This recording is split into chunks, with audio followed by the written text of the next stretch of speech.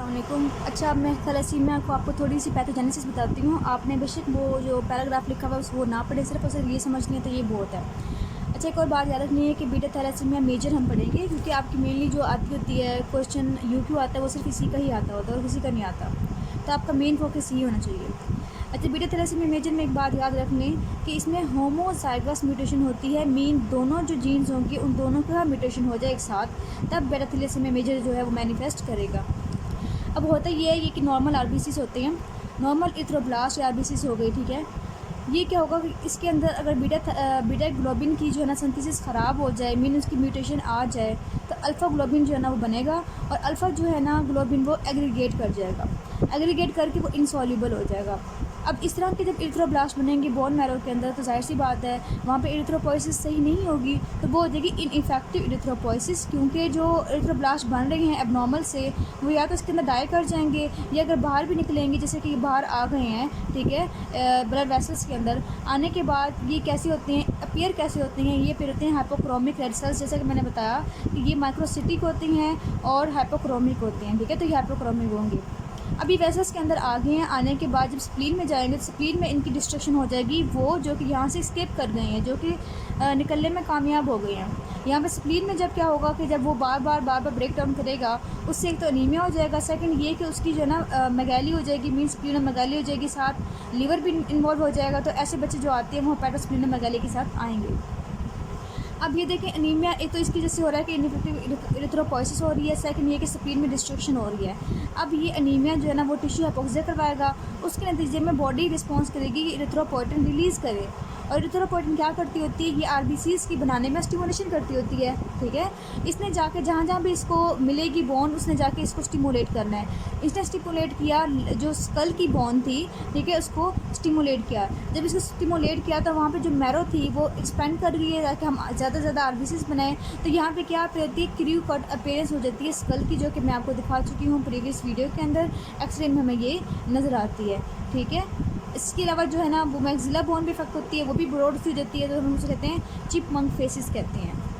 अच्छा, इसके बाद अब हुआ ये कि जब जो बोन के अंदर है इनइफेक्टिव इरिथ्रोपोइसिस हो रही होती है, उन्हें ये लगा कि शायद बॉडी के अंदर आयरन की डेफिशिएंसी है, तो वो जाकर स्टिमुलेट करती हैं जीआईटी को, तो वहाँ से क्या होती है कि आयरन की एब्जॉर्प्शन होना स्टार्ट हो जाती है।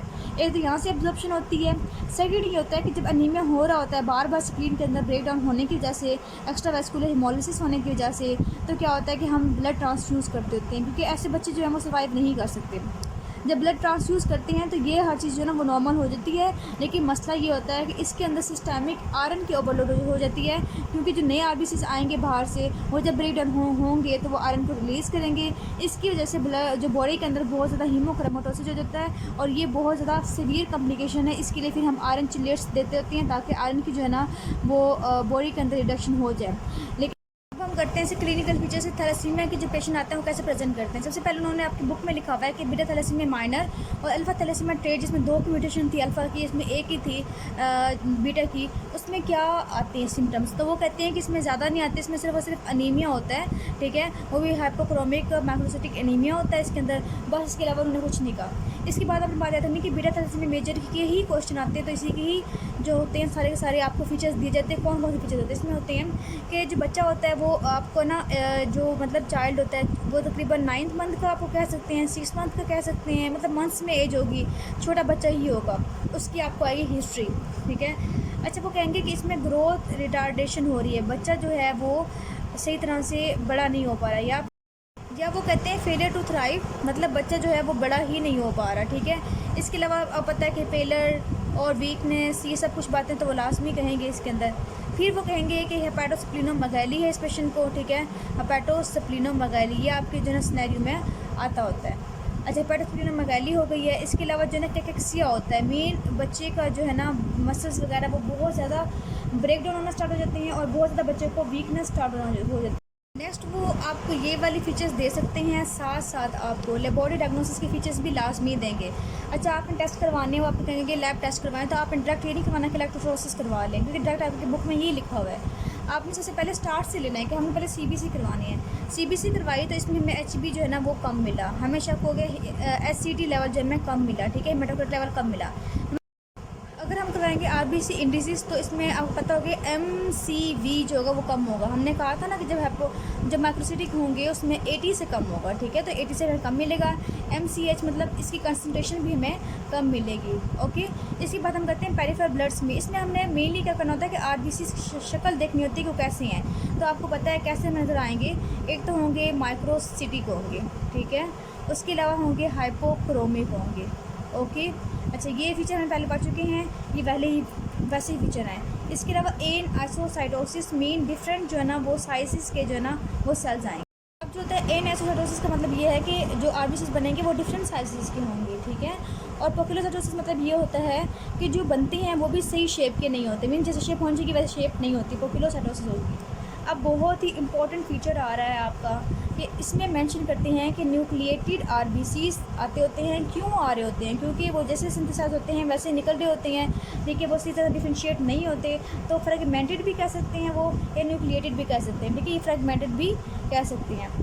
अच्छा जी, इसके अलावा एक बहुत इंपॉर्टेंट फीचर जो मैं यहाँ मेंशन करने लगी हूँ वो ये है कि इसके अंदर टारगेट सेल्स मिलते होते हैं। टारगेट सेल्स कैसे होते हैं? आपने कभी देखा है जब हम ऑमलेट बनाते हैं तो ऑमलेट जो होती है जो बनता है वो इस तरह से बनता है, इस तरह से होता है, और दरमियान में इस तरह से होता है, ठीक है। सेम इसी शेप के जो है ना सेल्स मिल रहे हैं, टारगेट सेल्स के गोल गोल सेल्स होती हैं ऐसे, और बीच में जो है ना इस तरह से हमें मिल रहा होता है, मीन न्यूक्लियस हमें नज़र आ रहा होता है। इस टाइप के सेल्स अगर होंगे तो हम उसे कहते हैं न्यूक्लिएटेड, या फिर हम कहते हैं टारगेट, या फिर हम कह सकते हैं फ्रेगमेंटेड सेल्स वगैरह वो शो करवा सकते हैं, ठीक है। ये इसका बहुत इंपॉर्टेंट फीचर आपके पास्ट में लास्ट में आता होता है। आगे अगर आयरन स्टडीज़ करेंगे तो ये जो होगा ये इंक्रीज़ होगा, मतलब आयरन का लेवल बॉडी में इंक्रीज़ मिलेगा।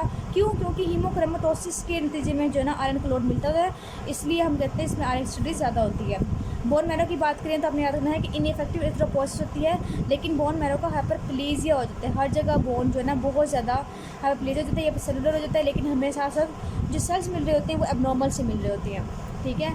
अच्छा जी, अब मैंने बताया था आपको कि इलेक्ट्रोफोरेसिस, एक तो ये बहुत इंपॉर्टेंट था, इसके अलावा इलेक्ट्रोफोरेसिस बहुत ज़्यादा इंपॉर्टेंट है इसके अंदर। इलेक्ट्रोफोरेसिस में बता चुकी हूँ आपको कि बीटा सेल मेजर जो होगा उसमें HbF जो होगी वो बहुत ज़्यादा होगी, इतनी ज़्यादा समझ लें कि 90 से ऊपर होगी, 95 कह सकते हैं, 98 कह सकते हैं, इतना तकरीबन होगी, ठीक है। अच्छा, और जो होगी HbA होती है वो मैंने बताया था आपको कि वो बिल्कुल भी नहीं होगी, तो वो कहेंगे एब्सेंट है, जो नॉर्मल होती है एडल्ट्स के अंदर। लेकिन जो HbA2 होती है वो तकरीबन 2-3% तकरीबन होगी, 5% कह सकते हैं, वो मर्जी है। अगर तो कहते हैं लैब टेस्ट तो फिर हमारे लैब टेस्ट यहाँ तक हो गए हैं, ठीक है। अगर वो कहते हैं कि वैसे आप इन्वेस्टिगेशन करें तो अपने एक्सरे लास्ट में लिखना है कि इसके अंदर हमने एक्सरे करवाया, तो एक तो जो है ना क्रीव कट अपीयरेंस मिली कहाँ पे, क्रीव कट अपीयरेंस मिली कहाँ पे, स्कल के ऊपर, ठीक है। और इसके अलावा हम जब फेस देखा तो चिपमंक फेस, ये भी आप मेंशन कर देना, फेसिस इसके अंदर होता है। सो ये आपके सारे के सारी इन्वेस्टिगेशन हो गई हैं। जो ये हैं आपके टारगेट सेल्स, आपके जो थैलेसीमिया मेजर में होते हैं, ये इस तरह के टारगेट सेल्स नज़र आ रहे होते हैं, बीच में इस तरह से होते हैं और इस तरह से गोल गोल होते हैं, ठीक है। जैसे हम टारगेट नहीं लगाते किसी को, जैसे टारगेट बनाते हैं कि दरमियान में आपने इसको मारना है, बिल्कुल वैसे ही ये सेल्स होते हैं। अच्छा, एक और सेल्स होते हैं जिसे हम कहते हैं टीयर ड्रॉप सेल्स, इस तरह के सेल्स होते हैं, इस तरह टीयर ड्रॉप की टाइप के होते हैं। आप नोट कर रहे हैं इसके अंदर भी दिया हुआ है टीयर ड्रॉप सेल्स, ये ना एक्चुअली किसी और एनीमिया होते हैं उनके अंदर भी होते हैं, इसलिए इसका इतना करैक्टरिस्टिक फीचर नहीं है इसका जो।